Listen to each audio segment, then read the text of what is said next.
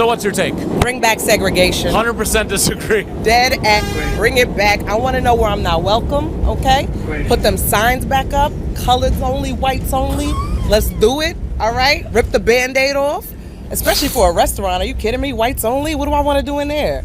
And to the white people who thought that we cared about segregation, boy, we don't give a damn. Huh? Newsflash, it's 2025. The back of the bus is the coolest spot. Huh? You gonna be real surprised when you drive by Popeyes and you realize that shit say colors only. Yeah, no more chicken. Y'all cut off. See, a couple of years ago, I made a post and I said we need to get them the recipe to the chicken so they stop goddamn coming to the spots trying to act like they don't know what's going on inside of them. But I'm glad we did. And I'm glad y'all said, nah, we already stretched it thin with the Asian market. We gonna just keep it how it is with the whites. Yeah, let's do that. Let's do that. Are we doing that on TikTok? That's the only thing I need to know. We are the culture. So if y'all want to take y'all belongings to the other side of the map, cool. I'm all right with that. Designer stores ain't in our neighborhoods. Guess what? Oh, bye-bye, Dior.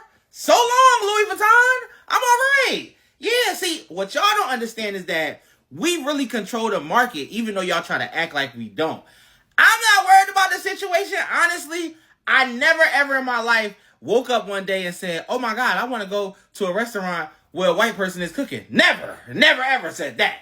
I never even dreamed about nothing like that. Never in my life woke up out of my sleep and said, you know what? I think I got a taste for potato salad with apples and goddamn raisins. Never did I ever. But let's just see how this fare, okay? Paul Mooney said it best. I'm going to tell you why white folks are mad. White folks are mad because got away. Got away.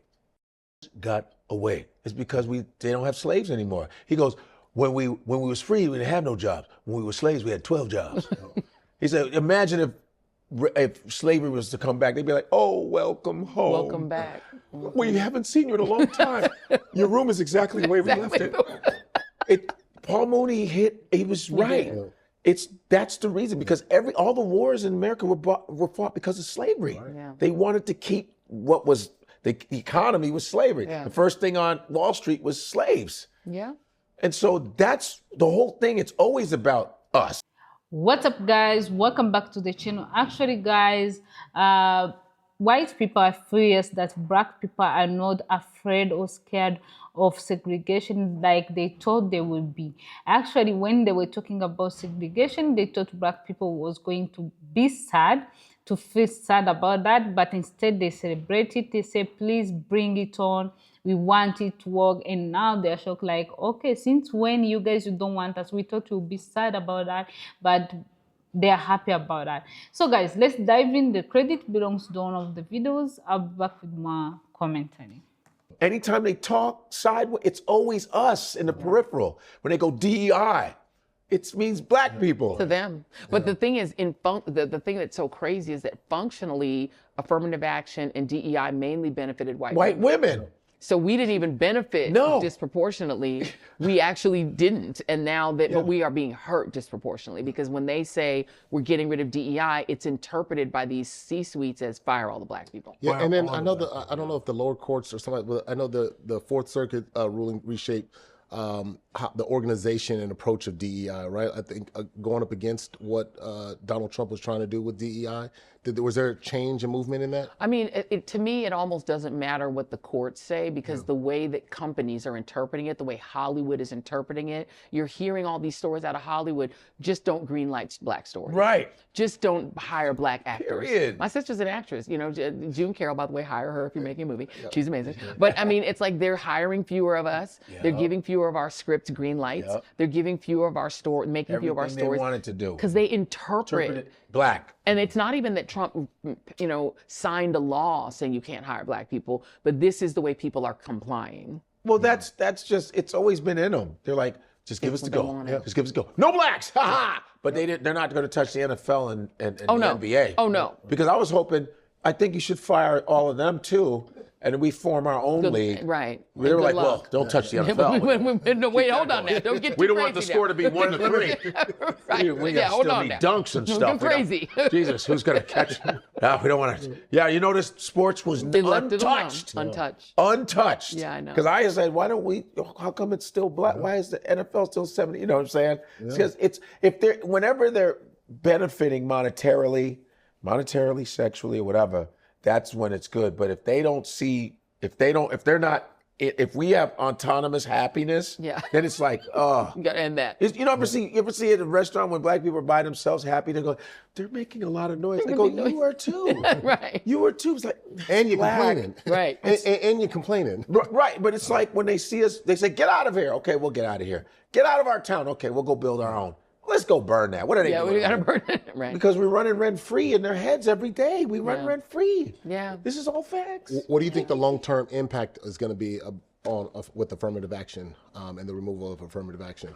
I mean, so I'll give you Harvard, for instance. Okay. The class the last affirmative action class at Harvard before the ruling went through had about 14% black, and when I went, it was 6% black. So it improved to get close to parity in our population. But it was 27% Asian. Asian Americans, Asian people are 5% of the country, but they were 27% of that incoming class. After affirmative action, those numbers are roughly the same. Same, right. The numbers of white men have gone down. Yeah. And so it hasn't worked out. And so now you're seeing the Stephen Millers of the world look at these elite universities and not see the number of white men increasing. And now they want those universities investigated. But what they're leaving out of the story is that for a generation, people like Stephen Miller, people like the late Charlie Kirk, have been telling white men, don't go to college. They've been telling him it's a waste of money. It's an indoctrination factory to turn you into a liberal, to make you woke. And so white men are self-selecting out of college. And so now when you open up the opportunity to go to Harvard, the people who are prepared to go to Harvard, who are busting their ass in high school trying to get good grades, are immigrant kids who they're chasing away. You know, the international student body is plummeting, and that's what keeps these schools open, because the international students, like our parents, the government paid their bill. Yeah. There was they weren't paying for it. My father got his education because the government of the Congo paid for it, then Zaire. And so when you take the kids coming from China, that full payment from the Chinese government is gone. And the American kids who need student loans, who in many cases aren't even prepared for college, you're now whittling it down, and you're expecting white men to carry the burden. I mean, if I was a white guy, I'd be kind of offended. You want me to be all the pilots. You want me to be all the people in the Defense Department. You want me to do all the jobs. I got to be every job. I got to go to all the Harvards. I got to do all these things. And I've been told for a generation, don't even go to college at all. So a lot of these guys are not even prepared. So they're not even qualified. But there's a lot of them are mediocre anyway. So they weren't prepared. And so it's like they expected that this would mean that Harvard would now be like 80% white men. It isn't. The majority of college students in America are women. More white women go to college than white men. And so now when they're looking at it, they're not getting the white man bonanza they expected. And the Stephen Millers of the world are mad about it. And he needs to go The Hague. That's one place he should be, The Hague. He thinks he's so dope. And I think, there's a lot of, did you notice the first person to get a PhD is W.B. Du Bois, right? Du Bois, yeah. But at Harvard. If you notice when you were in Harvard, there was just legacy people where they were like dumb people. Oh, absolutely. It's like, you dumb as hell. Some of the dumbest people I met in the world were people at Harvard who were legacies. The smartest people I met, Ketanji Brown Jackson, I went to college with her. She was a year behind me. Smartest person I ever met. Her roommates, geniuses. Genius, all four of them. Because they had to work 10 times as hard. Just to get in. Get in. Whereas the legacy kids, they didn't go to class. They were high. They were smoking weed because they didn't have to even get good grades. It didn't matter. They grade on a curve at Harvard, so they weren't going to fail. You know, I got E's. When I'm talking about failing, I got an E. They didn't give you an F because they made it on a curve, and they try to keep you in. They put you on academic probation, et cetera. These guys go from academic probation to a ritzy job on Wall Street, even if they passed no classes. These people didn't work. They didn't try. They didn't have to do anything but play lacrosse on the weekends and chill and get high. We're producing a group of people who are coming out of Harvard who are no more educated than had they not gone at all, because they didn't have to even read a book while they were there, because they're legacies. It's all smoke and they and don't mirrors. deserve to be there. At The grades all. were in high school. At all. And yet they had the name. I mean, I went to college with a woman whose name was on one of the buildings. Of course she got in. Her name is on a building. Oh, right. Because her family, she's a legacy. Her family's a legacy. So it's like, that person, is that person smarter than Ketanji? No. But that person gets to get it, and no one questions their presence. None. No one says, is that okay? But they say that this affirmative action genius kid from Ohio somewhere that busted their ass in high school doesn't belong there simply because they're black. They say they bringing back segregation, I ain't too mad at it because I got a couple lines I've been waiting to get off.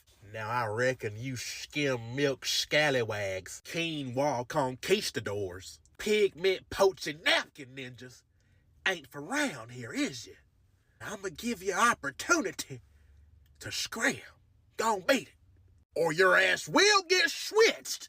I got a Gen 5 with a button. Now look, I'm hungry. I just want a little piece of pie. I done came all this way, got up off my couch. Now how much would it cost to turn one of them whites only pies into a nigga pie? Sour cream salamander, please. Did anybody tell you this is an all-black party, huh? Somebody get this mayonnaise monster away from me. Bettina Sugar, Mark is a white man, but Mark is cool. We rocking with Mark, cause Mark is rocking with us, you got it? Now, you can't treat him like any of the other crackers around here because he ain't like any of the other crackers around here, you got that? You want us to treat him like... I keep seeing a whole bunch of people that don't look like me making videos saying that we need to do something, we need to march. No, we do not. We don't need to do nothing. The same way Target played and we took away that dollar, we'll just take away our dollar from everybody else who wants to play in our faces and play with us. Go ahead and put them signs up. We don't care nothing about that segregation. Put them signs up so we can take away our dollar. And you can learn just like Target learned. We do not care. We are resting for the next 4 years. We're resting, honey. We don't care nothing about what y'all do. We don't care. Actually, the reason why I think segregation is not going to scare Black people as they expected is because, like, we all know the power of Black people. Even many of you want to us to believe otherwise, but we know, like, they can do it alone. They have the best music. They know how to cook. They can entertain themselves and still have fun. So, of course, I understand the frustration because you guys, you thought doing or bringing back segregation will piss them off. They'll feel sad about that, or maybe they will beg, and now they're like, please bring it on. Please, can you please do it fast? But again, because they're seeing Black people are not scared of it, they are not bringing it as they said. Did you guys notice that? That's really actually insane and crazy because somehow I never understood these things because I feel like the world and people are seeing the power of Black people right now. And these people, they're stronger than ever. Like they're standing on a business. They are ready, actually. Let me say they're ready. So guys, let's keep watching. I've never felt unsafe in Black spaces. This is how we know reverse racism is a lie. I went to college on Long Island, and I lived in Hempstead, New York. Very Black town. I used to go to Caribbean night at my local bar. Never had a problem. Never felt unsafe. I was just at a barbecue joint in Harlem the other week with a group of white girlfriends, lily white girls. We felt completely welcome, delightful. Had a great meal, super fun time. My boyfriend and I accidentally wandered into a hookah lounge one day. We were just looking for a burger. It was kind of late. It was like 10 o'clock. And we were like, oh, that place is open. Let's go in there. We go in, the place is empty. We were like, oh gosh, are you guys closing soon? The bartender was like, oh no, like we don't get busy till like 11 or 12 at night. It's a Black hookah lounge. Completely Black staff. They took care of us. We had a fucking great time. Great burger, great service, laughs, fun music. Never once did anybody give me a stink eye or a dirty look or make me feel like I didn't belong in those spaces. Never once was I concerned for my safety.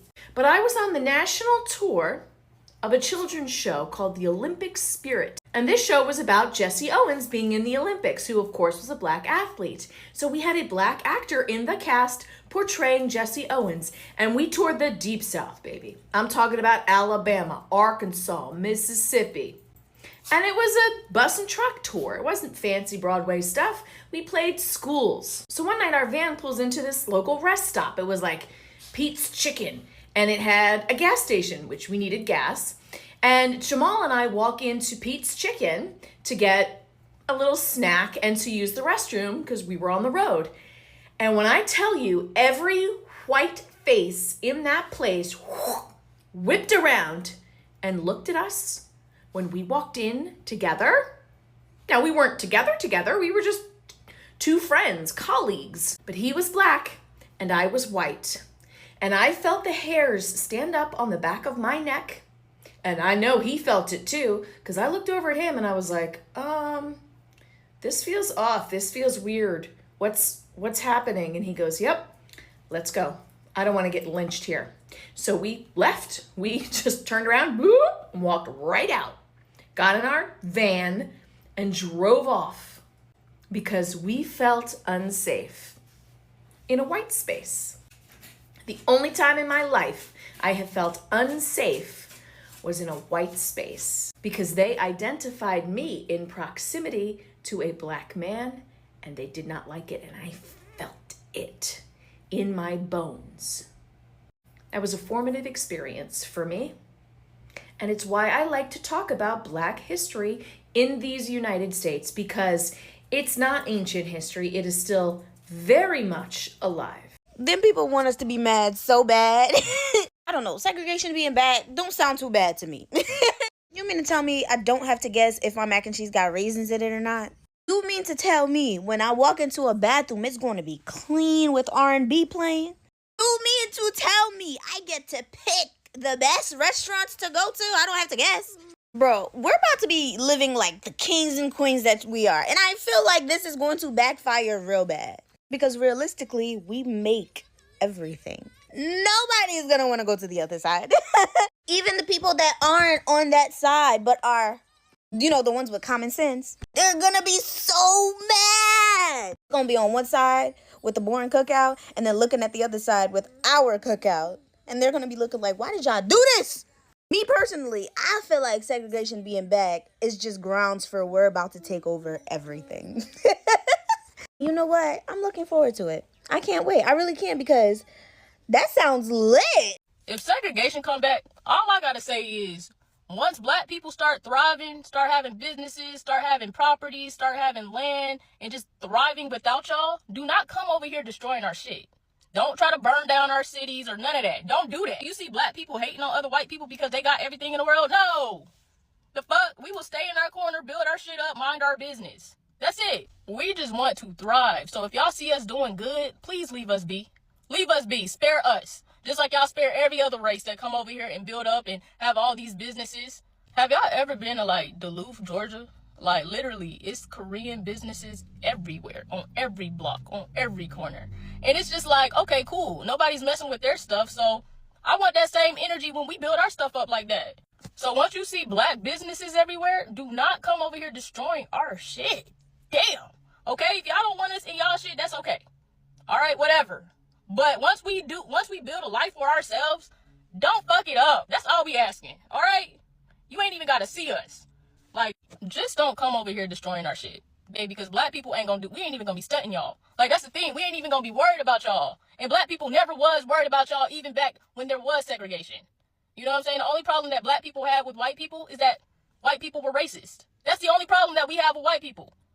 We have a problem that y'all don't like us based off our skin. I'm sorry. Yeah, I have a problem with that. I can't help that I'm fucking Black.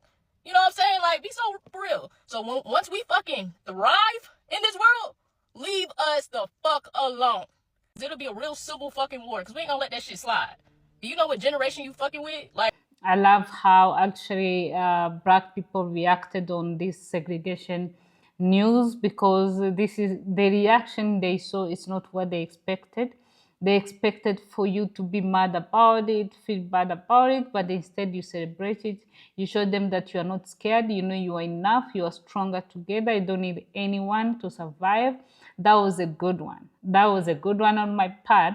So guys, I don't know what you think on your part. Let me know what you think in the comment section. Kindly subscribe if it's your first time. Like, comment, and share. I will see you next one as always. Bye.